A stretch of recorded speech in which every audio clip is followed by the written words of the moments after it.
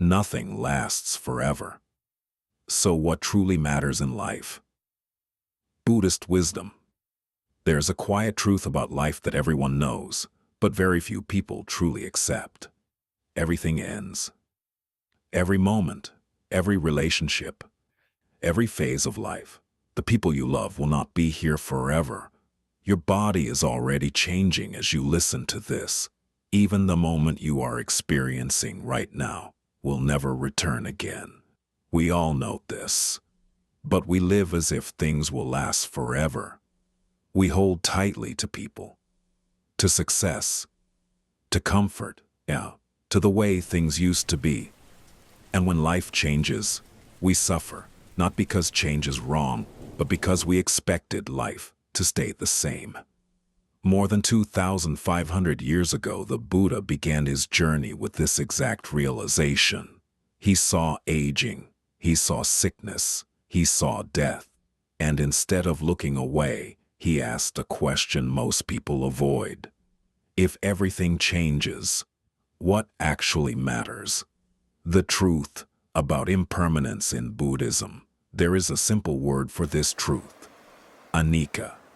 Impermanence. It means that everything in life is constantly changing. Your emotions change, your thoughts change, your circumstances change. Even the problems that feel overwhelming today will one day pass.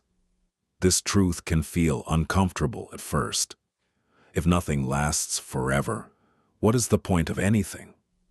Why build relationships?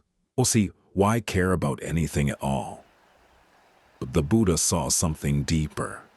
Impermanence is not the problem.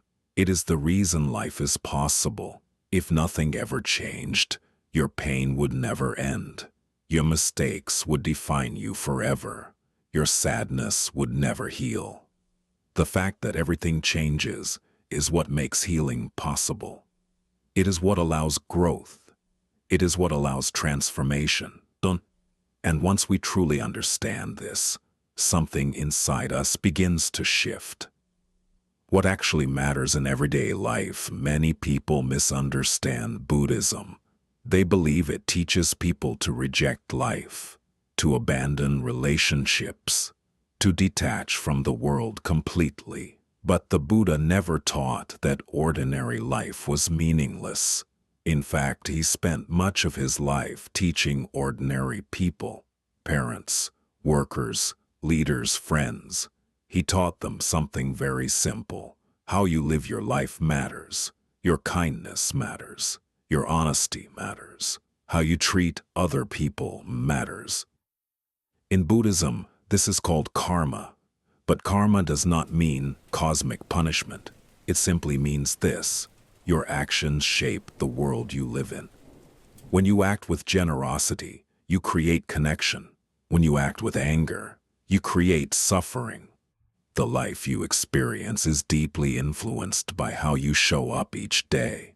So yes, your relationships matter. Your integrity matters. Your choices matter. But even the best life is still subject to change. People you love will leave. Circumstances will shift. Things you worked hard to build may disappear. And this leads to a deeper question. Is there a kind of peace that cannot be taken away? The deeper teaching of the Buddha taught that the deepest source of suffering is not change itself. It is craving, the constant feeling in the mind that says, this moment should be different. We want more pleasure, less pain, more control. And when reality doesn't match our expectations, the mind resists. That resistance is where suffering begins. But the Buddha discovered something extraordinary. When the mind stops clinging, a different kind of peace appears. A peace that does not depend on everything going your way. You can still enjoy life. You can still love people. You can still pursue goals. But your happiness no longer collapses when things change.